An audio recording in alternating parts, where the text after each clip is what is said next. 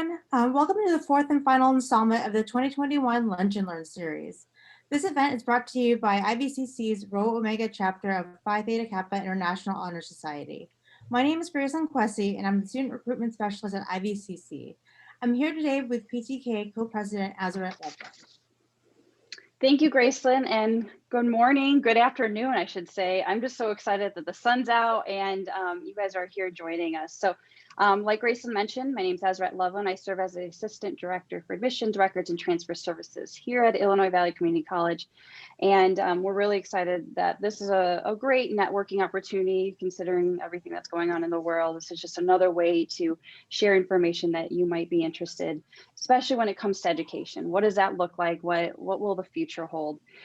So a couple of housekeeping items before we get started. So those that are joining us, please mute yourself just so that we can go ahead and hear our speakers and there isn't any interruptions.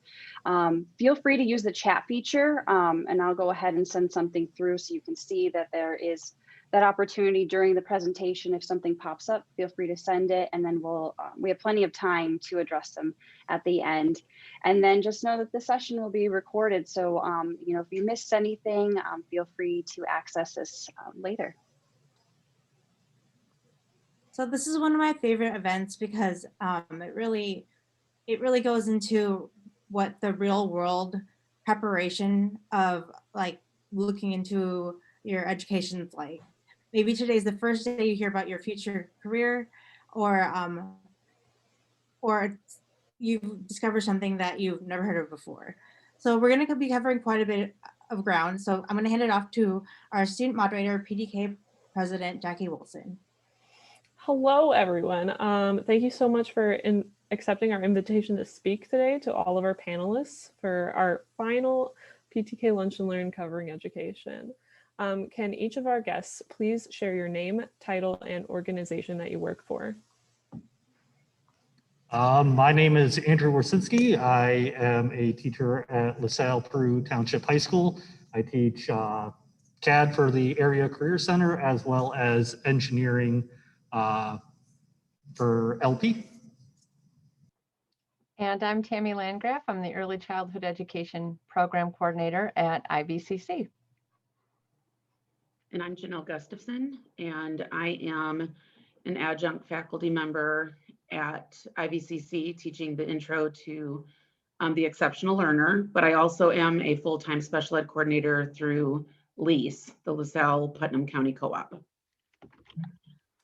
And I'm Lynn Weber, and I'm a retired elementary school teacher, mainly in 3rd grade, but other grades. And I also have taught adjunct classes in the early childhood department, language development, child guidance, and some other intro classes. So.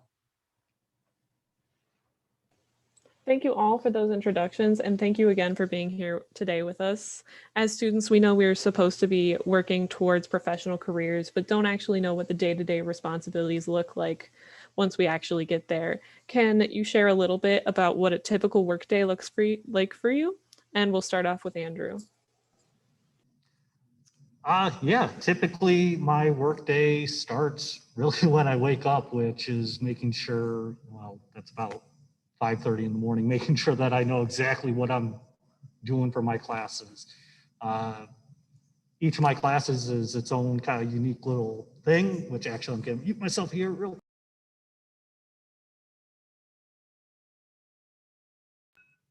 Sorry, school bell was ringing. But yeah, a big part of it is kind of, especially this year, realizing where I'm at, kind of what my next goals are for each class, and then kind of planning it out.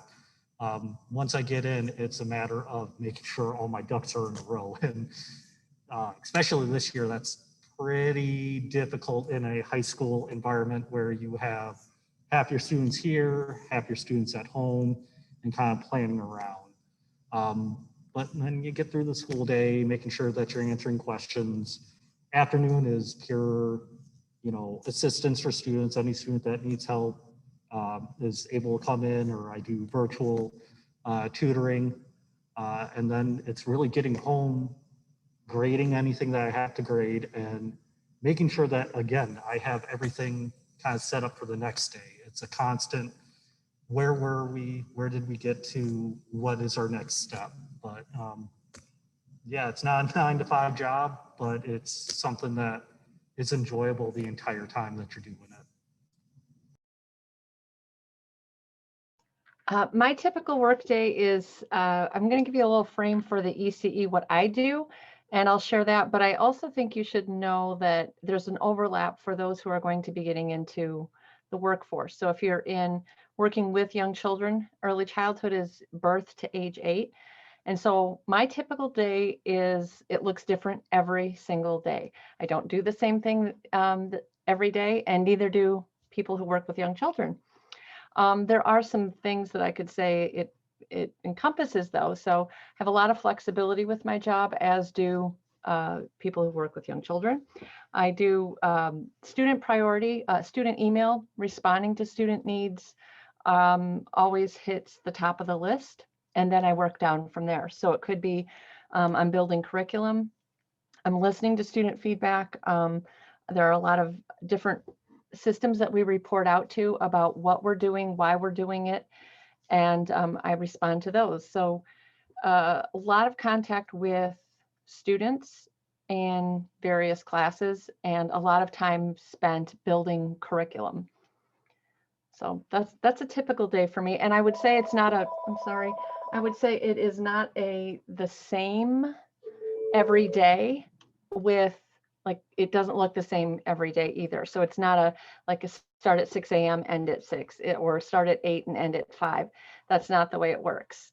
It usually is built around when students are working on things.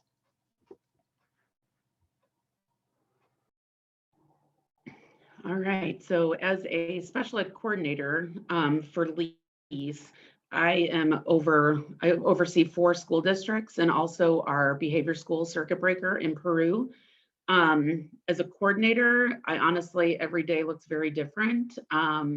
This year has looked very different than in the past, but some of the things I do, one thing I do for every district is I review all of their IEPs, which is the individual educational plan for every student that has been diagnosed or determined eligible for special education. Also do a lot of professional development. I'm also a CPI instructor, so I go into, well, typically go into districts and do trainings, but they've all been virtual this year. Before being a coordinator, I did teach 12 years of preschool special ed, and then also taught a couple of years of junior high special ed and elementary special ed. And like Tammy said, even like with early childhood special ed, everything, it's different every day, every school year, because the needs, it's really based on the students' needs as to what you would be doing within a day or within a class period. So I think I caught everything. I also do teacher evaluations as a coordinator.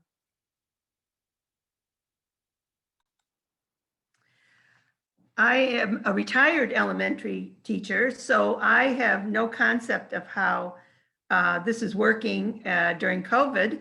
I am looking forward, though, to helping out in the elementary when I feel safe to do so, vaccination in hand.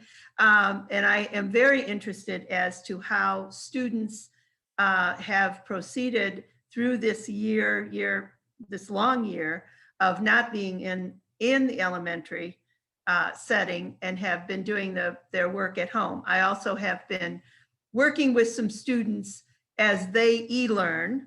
I find that very interesting and challenging at times for everybody involved, helping out some parents with that.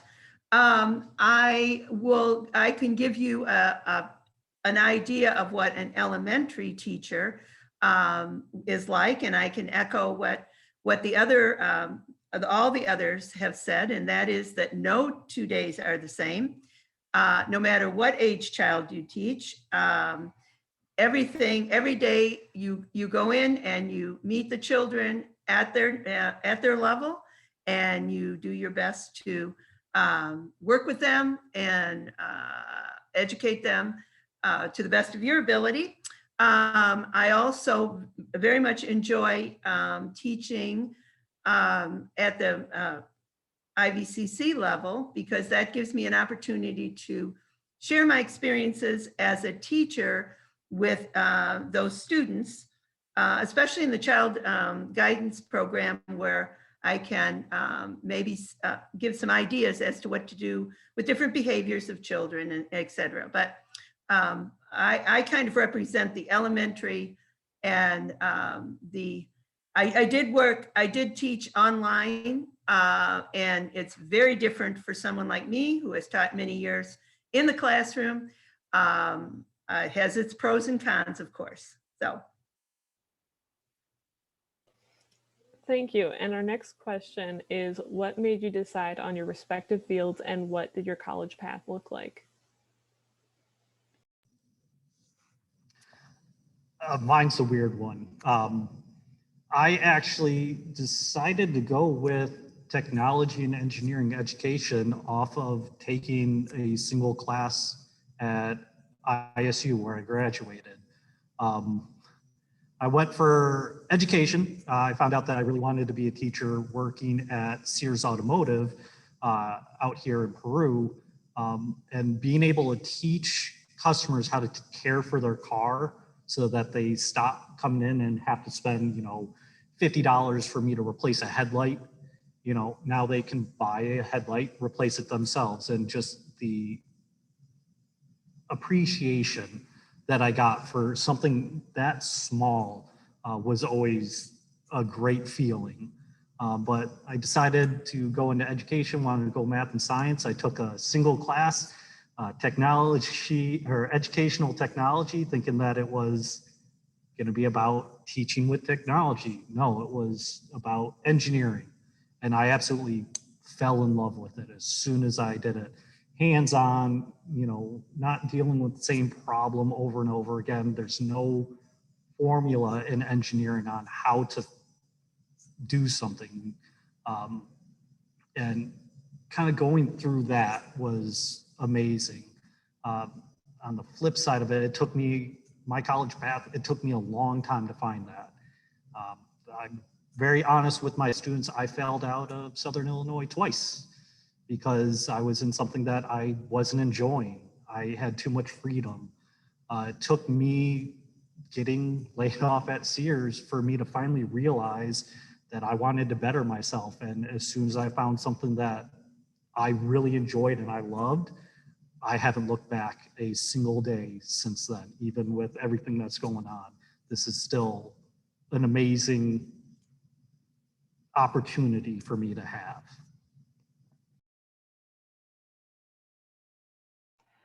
I wasn't originally interested in teaching. I thought I was going to go into nursing, even though I didn't enroll in classes right away. I was still in high school at the time, and I was around young children through family, and I just had this fascination with how children were learning and why were they doing what they were doing, and it was fascinating to me. So I enrolled in classes at community college. I got my associate's degree from IVCC and then transferred to University ISU, and then eventually ended up getting my master's in early childhood as well. That's what the college path looks like in a traditional sense, but that's not how a path can look right now in early childhood. It can look like that as a community college, university, but you can also now be taking things where you are working in the field. We have some built-in job shadowing experiences with students, and they can have professional development trainings and things like that that can mirror what's happening in a college classroom. So there are new pathways that are being created in early childhood. So it may look like a traditional pathway for some of you, but it may not. There are lots of options that are being created for students because most people are not able to, I should say most people are wanting to be able to work to provide for their family needs or just basic life needs if they're a single person. and go to school. So there are lots of options because of that today.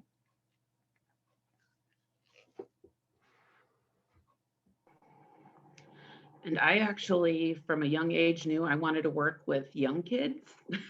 Worked in the nursery, babysat, did all of those types of things growing up. And when I originally went to college, I was like, I want to be a kindergarten teacher. That's what I want to do.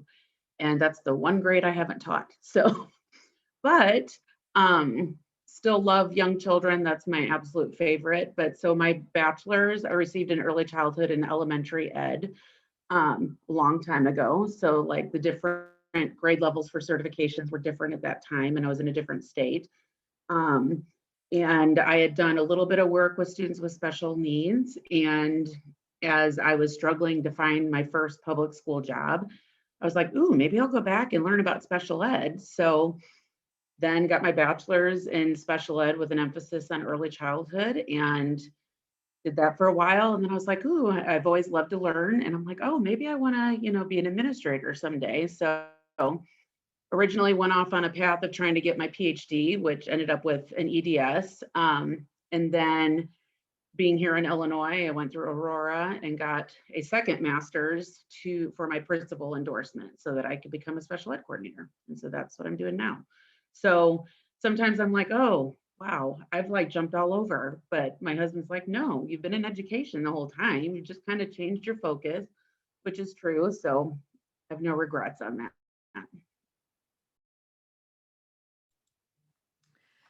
And my career started basically at home. I'm the oldest of 6 children, and my mom was a teacher.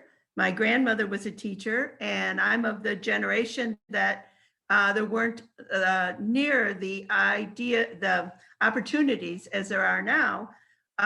So I did know I wanted to go to college. I wanted to be my own person. I didn't want to not be educated, not be able to take care of myself. So I went to ISU right out of high school and got my elementary degree with an emphasis in reading. And the reading is what had taken me to various different positions. I've taught remedial reading. I've taught different reading systems. And then I ended up, I taught first grade for a couple of years. I taught junior high language arts for a couple of years. And then I landed in third grade. And as I like to say, I never really left it. In other words, I went third grade every year. And so I taught third grade for about 23 years and loved it, loved every minute of it. I love kids.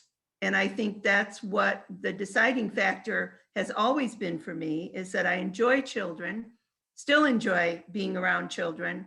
That was my goal, is to work with children and similar to Tammy, and to watch them learn and to try to figure out why, even though I don't have a background in special ed, I think elementary teachers pick up a lot of clues as to how children learn and how and what we can do as teachers to meet them at their level and to carry them on.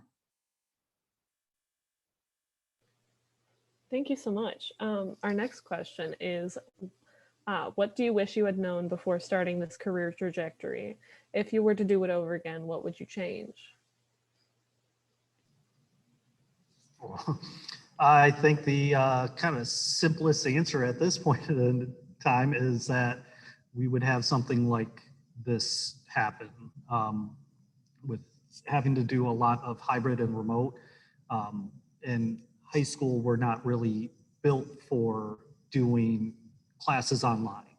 At IVCC, there is a system set up. Out here in high school, we don't have that system. So we've been kind of learning as we go. I know that I'm still very young in my teaching career. This is my 3rd year teaching here at LaSalle Peru. I know that it's only going to go up. We are facing a lot of things that are going to make hopefully the future easier. If I were to kind of go back and kind of start over and change things, I would have definitely have taken more of a focus on a child development look, because with everything that's going on in a normal school year, you're not just a teacher, you're a caregiver. You have to look after your students. You have to be able to read if something's going on. I'm all right with looking at most of my students nowadays, and I can tell if something's off. If I ask them, how's everything going? Yeah, it's going okay.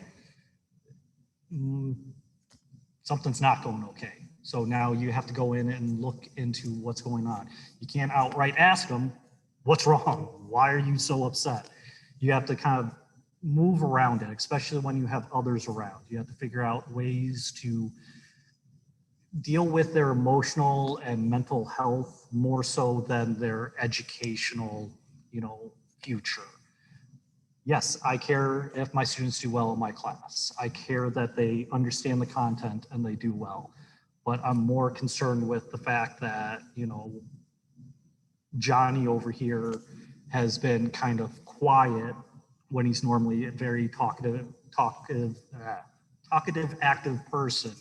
So I need to find out what's going on. And with everything that's going on with online learning, I don't see some of my students at all. So I can't get that understanding of what's going on with them. And I wish I would have taken more classes in college to understand, what's happening as a young adult develops.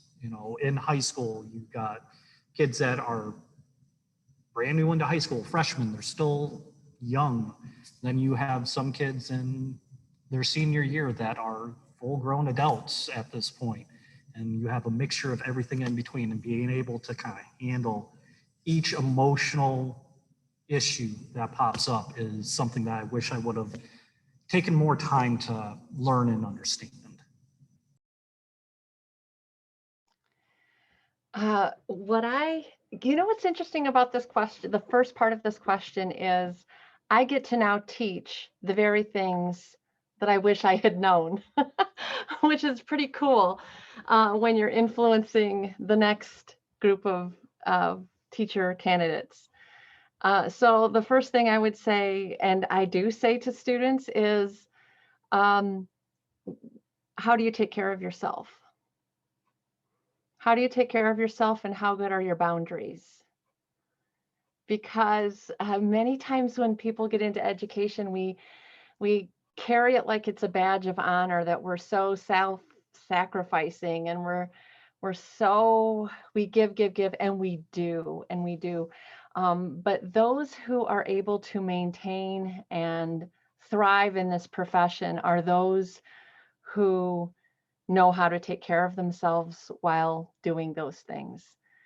And I can't say they totally prevent burnout or they don't feel the stressors, but they have a plan for how they take care of themselves and how they can set some good boundaries between their personal world and their professional world.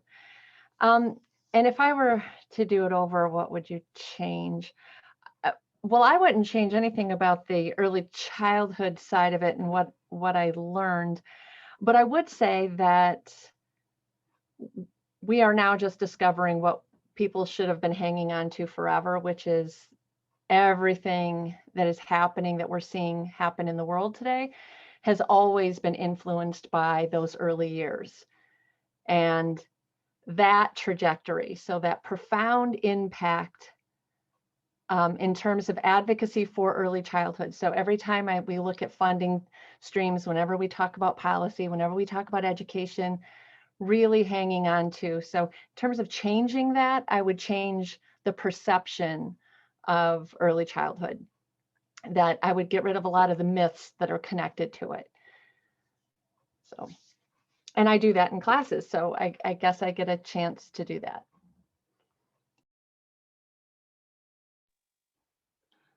think for me, just because of my unique situation that my husband and I have lived in several states since I received my bachelor's degree, in education was, even though I have no regrets, keeping in mind that when you do move to a different state, or if you move to a different state, there's different requirements. You might have to take more teacher exams.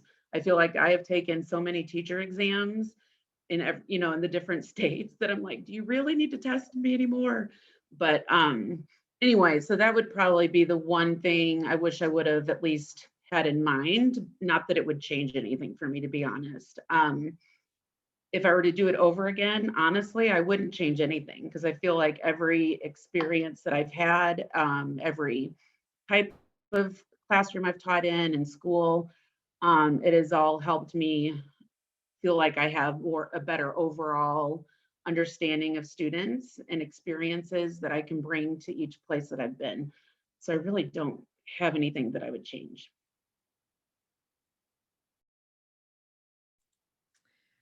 Well, to answer the second question first, I would not change anything. I loved teaching and still do.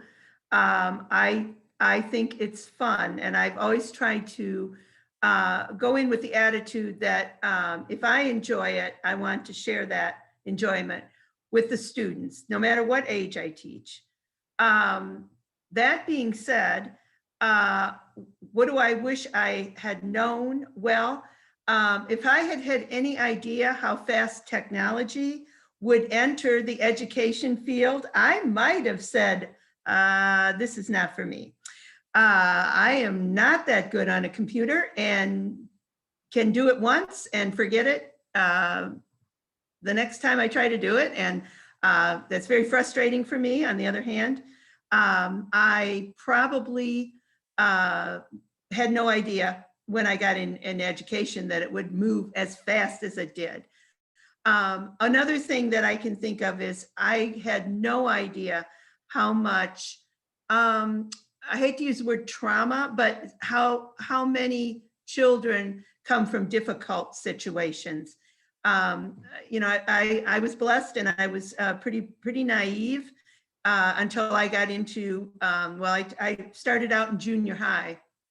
And of course, I had my problems in junior high like everybody else, and hormones were flowing and all of that good stuff. But it really, when I got teaching third grade, I had no idea how many children I would, how many situations I would come into, even in this, wonderful Midwest area, how many difficult situations we have in children, and how to deal with them, and how emotional that can be. And to echo Andrew, how that affects their day to day. So that would be my answer to that. But as far as changing anything, no, I've always loved teaching. Great answers. For our next question, what do you advise students who want to pursue your fields, either in terms of college classes or gaining experiences out in the community?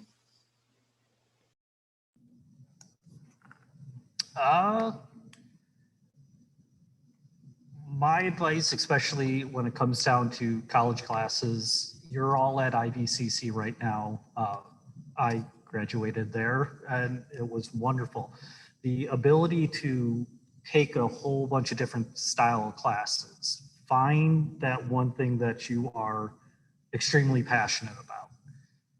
When you get to a university, it costs a lot of money to take a class, and not all of them work in your major. So why not take advantage of what IVCC has available and, find that one class that you walk out of with a huge smile on your face every day.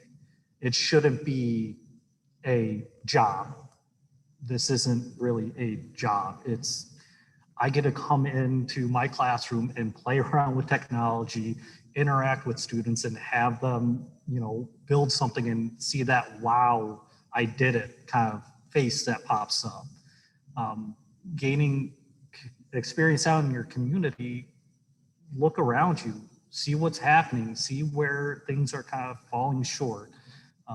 I get to actually work with Habitat for Humanity right now. We're starting a partnership with them through the Career Center where we're going to help design, build houses. They have their new store that we're going to actually help them design the floor plan out. Go out into your community, see what people need, talk with people.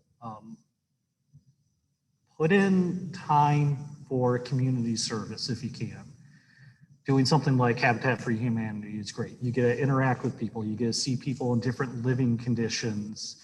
And it just gives you a better knowledge of what you're looking for. When you get into a classroom, you're going to be able to handle most situations a lot easier. But definitely as far as college classes, take as many as you can at IVCC, find the one that you absolutely love, grab onto it, and really don't let go. I'm going to echo that as well. College coursework has to start with foundational courses that will allow you opportunities to have practical experience or observational experiences in the field. I always say as soon as you can put that teacher hat on, the better, because you're going to make some decisions then about whether you can see yourself in that role.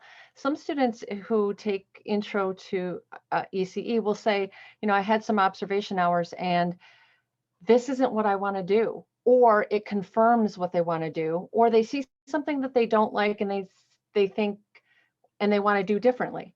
So it really, if you get the opportunity, college courses, I will say if you're gaining experience out in the community for those who are in early childhood, specifically if you're working in childcare centers or volunteering, which during a pandemic is not an option.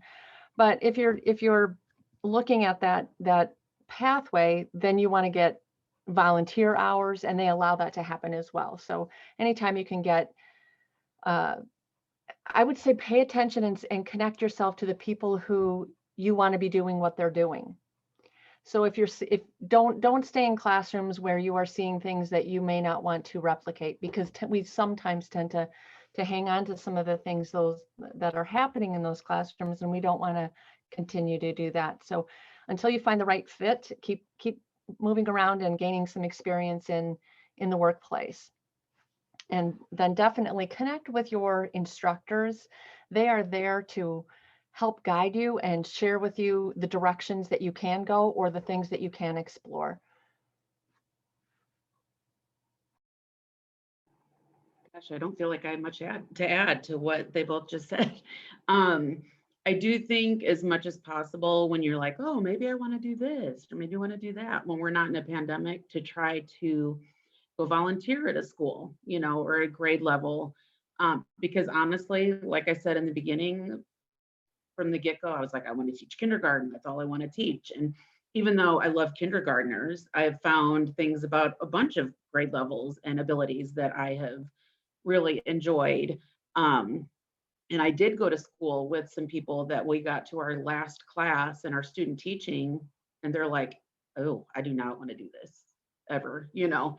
And I thought, wow, that's terrible. You got through 4 years of school and you are now going to need to go find something else to do.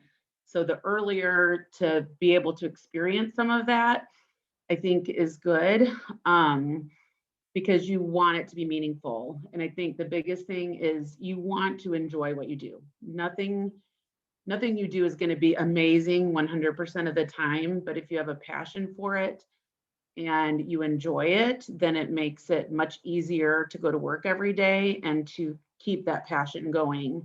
And that's one thing my husband always laughs at me, because when I taught preschool special ed, there were times I would come home with bruises, you know, with kiddos that were nonverbal and kicking me. And I'd be like, oh yeah, I had a great day. It's like, that's a great day. And I was like, yeah, but we made progress and we did this, you know. And so he's always laughed at me, because I'm like, well, I see it as progress. It's okay. You know, that's part of the learning process. So really getting that opportunity to see what you truly enjoy, I think, is important, and as early as you can. And I'll just say that I agree with all of that. The more experience you get, the better in community or wherever. And I'll share a short story that I had a student who was in my Intro to Education course and seemed to enjoy the course, seemed to enjoy the activities that we did. And after that, a few, maybe 2 or 3 years later, I went into the hospital for a short procedure, and who came in but the same girl as my nurse. And I said, "You look familiar. Did I have you in class?" And she said, "Yes, you convinced me to be a nurse." So I said, then I've done my job in an intro class. I took it as a compliment. And she was very happy and is still in nursing today. That's great. I really like all of your advice. For our next question, that is, what is a reasonable career path in your field right now? And what are some entry-level positions students would be looking at in the job market? Oh, man.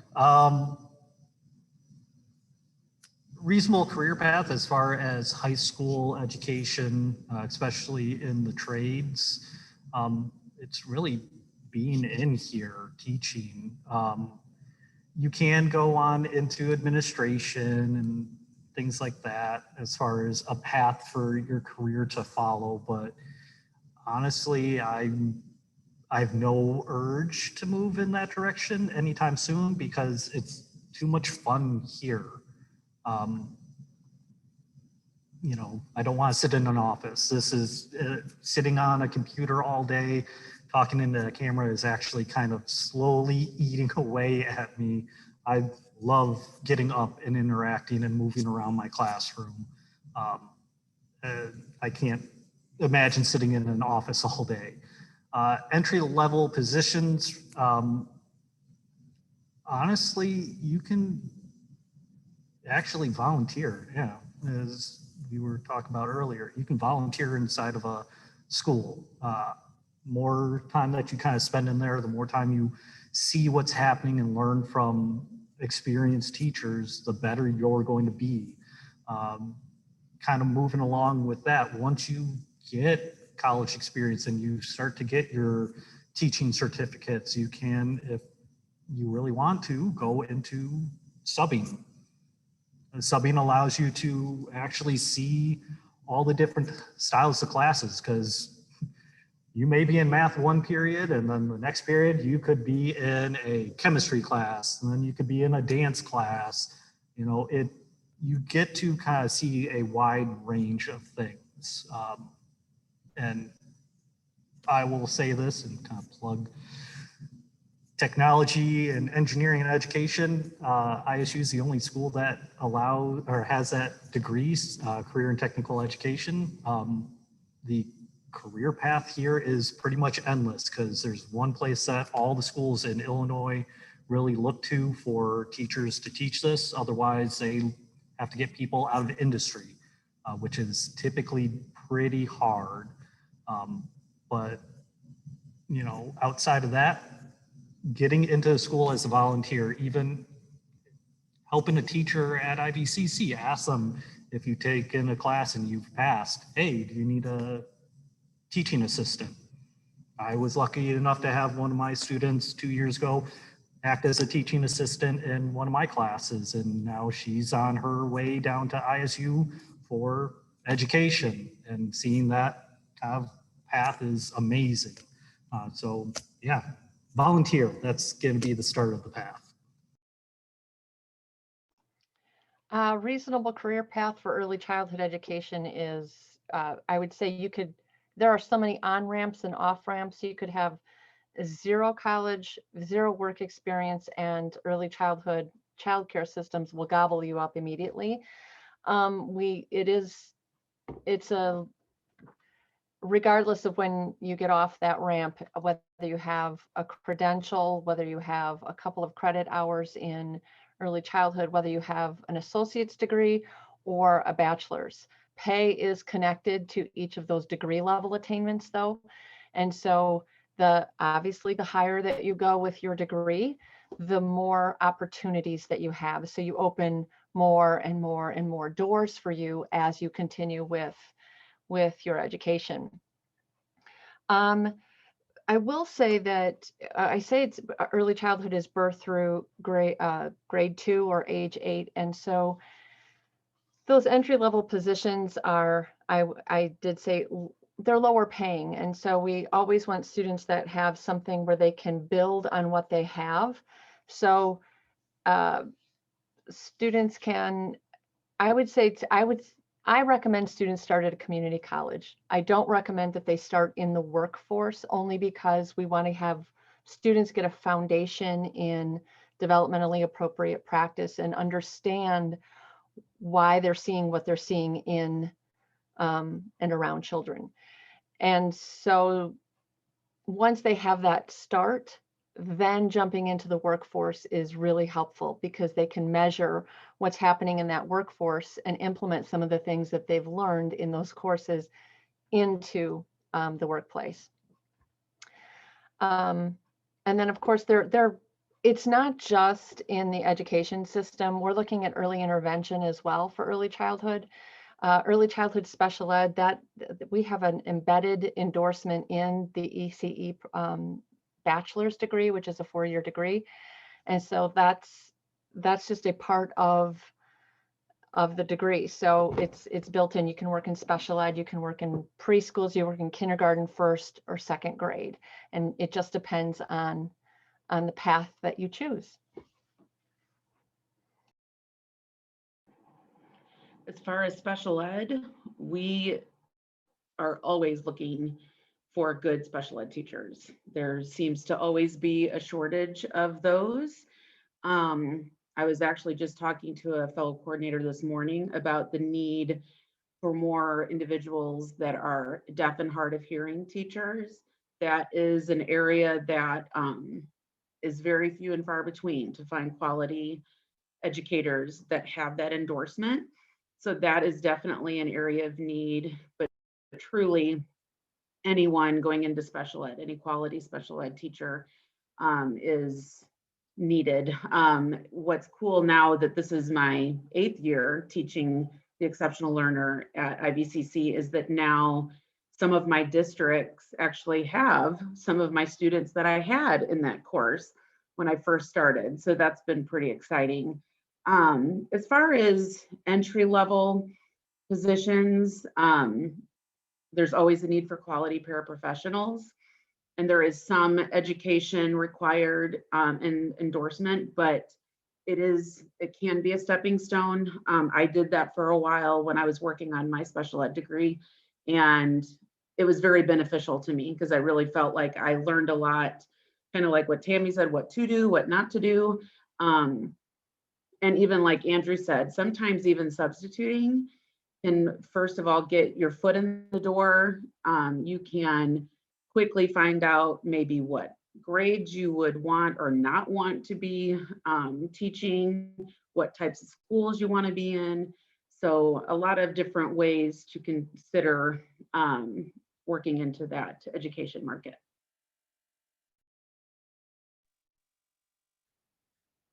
From my perspective, between COVID and the technology, there's a lot of us retiring. So if you are interested and you really put yourself in it, there are elementary teaching positions, I'm sure, available. It may require a move. It may not. But I think the just from what the information I get from the retirement end is that teachers are really considering retiring even before maybe they had thought about it. So I would encourage you as a young person to look into elementary as well as, of course, special ed and early childhood. Because I think there's positions that are going to open up soon. And I think those people who have COVID responsibilities because of this COVID are looking at possibly even other types of positions. So I would encourage you to look into elementary as well. Thank you. Our final question that we have laid out for us today is, as students, we like to think and imagine that we won't have to study or continue educating ourselves after we graduate with a bachelor's or an associate's or whatever we think our last degree or program will be. How do you continue to advance in your career and stay up to date with new information? I'm going to reiterate what my college professors hammered into our heads throughout my education classes. We're lifelong learners, absolutely through and through. I mean, as Lynn was saying, technology is advancing so fast that sometimes, I mean, your head will spin. One year you got something pretty simple, next year it's completely different. The programs that I work in CAD, it changes year to year. So I constantly have to be looking at the newest program, figuring out what they changed. And it's not like somebody gives you a guide that tells you, hey, we changed this button over here, this the one does. No, you have to get in, you have to play with the programs. I am paying attention to things in technology that are going on, because I know as an engineering teacher, I have to be able to understand everything from how to design a house to how the Perseverance landed on Mars the other day, and understanding all the little kind of nuances that are going in. You know, I don't want this to sound scary, but there is no such thing as summer vacation for teachers. There's no really spring break, summer vacation, nothing. Because during those times, that's when we're in school. That's when we're learning. I go to training seminars every summer so far that are multiple weeks, and it's like 8 hours a day, but it's fun. I'm working with other teachers. It's a great thing. You find the area that you're interested in, and it's not hard to stay up to date on everything, because most of the time you're already looking into it. I'm constantly reading about engineers and kind of the new things that are happening, what issues are happening, looking at the news. Texas, everything that's happened down in Texas, that is, I don't want to sound insensitive, but that's an engineer's dream right now, because of the amount of problems that we have that we can easily find solutions for. It's just a matter of looking into it and kind of running with it. So I know over the summer, I have another set of training seminars that I'm going to be going to. And part of it's going to be me looking into what happened down in Texas, what they're doing to fix it. And then I'm going to bring that into my classroom and use it with my students, because that's how we learn. We learn from the past to look forward to the future to prevent that from happening. But yeah, lifelong learners, it never stops, and it's actually really fun. I'll add the same exact thing. I did not like when professors would say that. It was just like there were certain elements of college work that I did not enjoy. But it was worthy, it was a value, and it was meaningful. But I will say, professional development now is very much focused on what we have to do in our classrooms. And so we are tailoring what we want to be learning about to what is needed in our classroom. So if I'm seeing something that's being presented in the classroom and I'm not as familiar with it, my suggestion is always to push yourself so that you're feeling uncomfortable. And you should know that if you're in college coursework, it's not going to feel comfortable all the time. I think that's a myth too. Like, oh, I should be getting this easier or something. But I would say that that's just that's part of the learning piece of it, is to stay uncomfortable and what am I unfamiliar with and what do I need to learn more about. Webinars have been amazing during this pandemic. That has been fabulous. I have, there are certain things due to the flexibility of what has happened with the pandemic and technology now, that it has allowed me to be part of meetings I could have never been a part of before. It's allowed me to go to, certain organizations have these really expensive conferences that are now free to educators, and that has been fabulous. But we can tailor what we want to learn about too, and that it allows us choice and it allows us options to tailor what we need for our students in our classrooms. Oh, and I'm sorry, I was going to add, belonging to professional organizations that are within your area. That has been critical. Connect with the organizations and institutions that have research-based, evidence-focused work. And the one word that I kept circling was brain science. Just like Andrew was saying about staying current and up to date and everything's changing, we're learning about areas of the brain in young children and how they learn every day and how they acquire language and so that is something that's fascinating to me too. And then how we're tailoring curriculums to meet those needs and how then we're going to teach it. So stay connected to professional organizations and colleagues that are also curious. I would agree with both of you.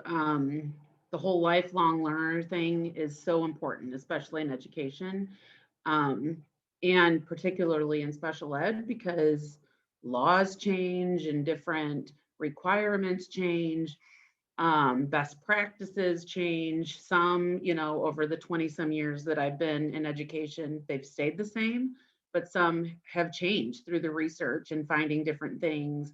Honestly, right now, I want to learn more. I keep learning every day more about like the different virtual platforms and doing webinars and trainings, things that we would normally have here at the lease office for all of our districts. We now are, having to find ways to do that virtually. And it is important, like Tammy said, to be looking into those different areas that maybe you don't know as much about, be willing to learn more. And also be willing to network with other people, because you don't want anyone to feel like they're an island within their school or their classroom or their field, and just being there for each other is important. But yeah, you want to always keep learning so that you can be the best you can be. I agree as well as with the lifelong learning throughout my career. I enjoyed learning through in-services and different areas. And what I noticed too is that occasionally there would be a teacher that I would work with who kind of felt like, oh, I don't need to learn any more about this. I'll go in my classroom, shut the door and teach. And what they didn't realize right away, but realized afterwards, is that just the camaraderie of working together and learning from each other, learning from other teachers, as I think Tammy said, it's so important. And you can only do that if you continue to grow and you continue to learn different new things. I can also, again, look back on my career and say, oh, we did that, 20 years ago, but now it's come back. It's this renewed concept. It worked then, but now it even works even more. It's more up to date with the children that we teach. We give it a new name, but it's basic. It was basic. It was foundational, especially in the language arts field and the reading. Phonics, whole language, phonics, whole language. The pendulum kind of goes back and forth, but we're learning as we do that. So I cannot stress enough how important it is. Lifelong learning is for teachers, and really, I think probably any career. I certainly wouldn't want to go to a surgeon who hadn't kept up to date on his or her technique. So it's the same thing with education. We want to keep up with with the children that we teach, the society that they are a part of. Very, very important. Okay, great. This is the time that we're going to open up for questions from the people watching. So go ahead and type in chat anything that you would like to ask our panelists within reason.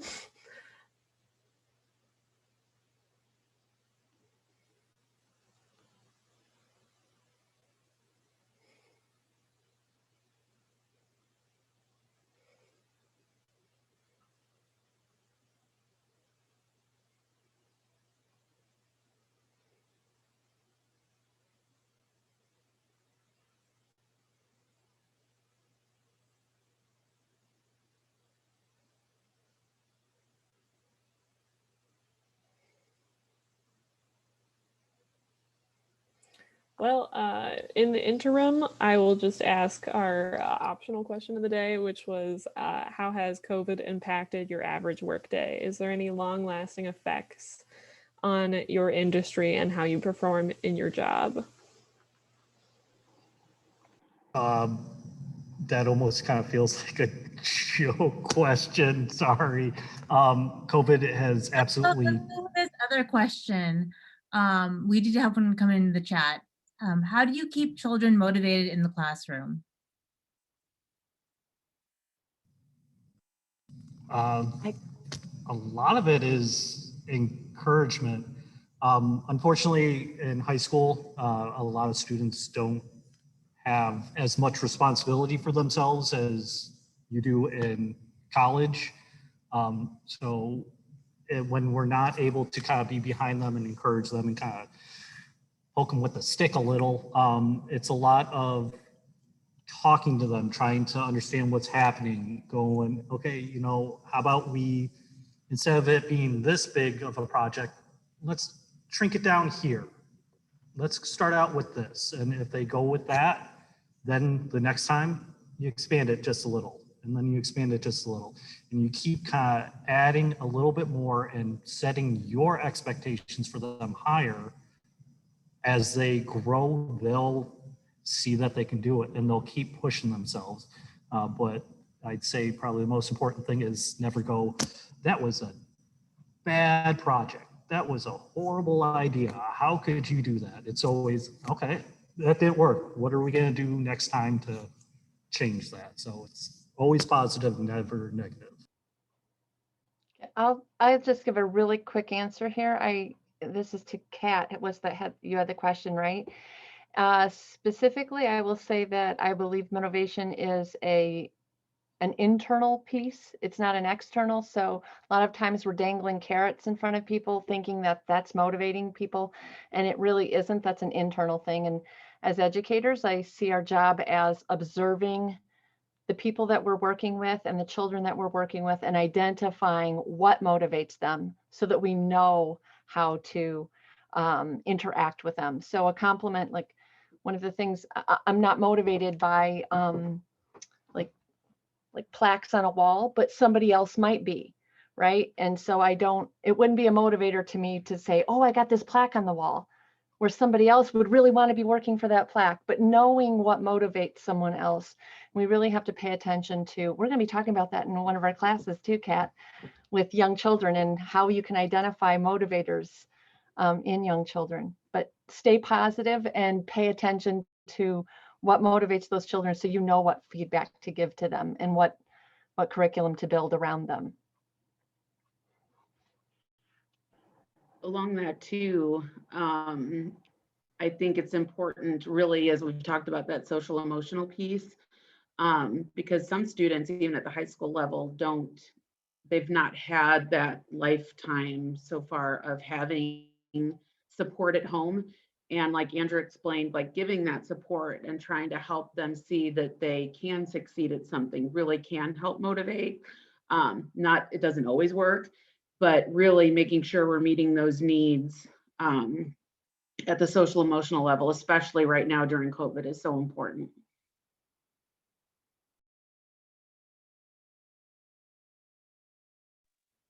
I would just add, for elementary students and for early childhood students, redirect, redirect, redirect. If it doesn't motivate them here, let's go to something else. And a lot of times you're looking at attention spans Sometimes we forget that children have a variety of attention spans, and I'm talking about younger children now. And we can't overdo. We have to again meet them at their needs and at their level, and do what is developmentally appropriate for them. And usually we can motivate them, but it is difficult, as Janelle addressed. There's a lot of things going on with our children, and sometimes it's very hard to keep them motivated, no matter how hard you try, because they have so many things going on.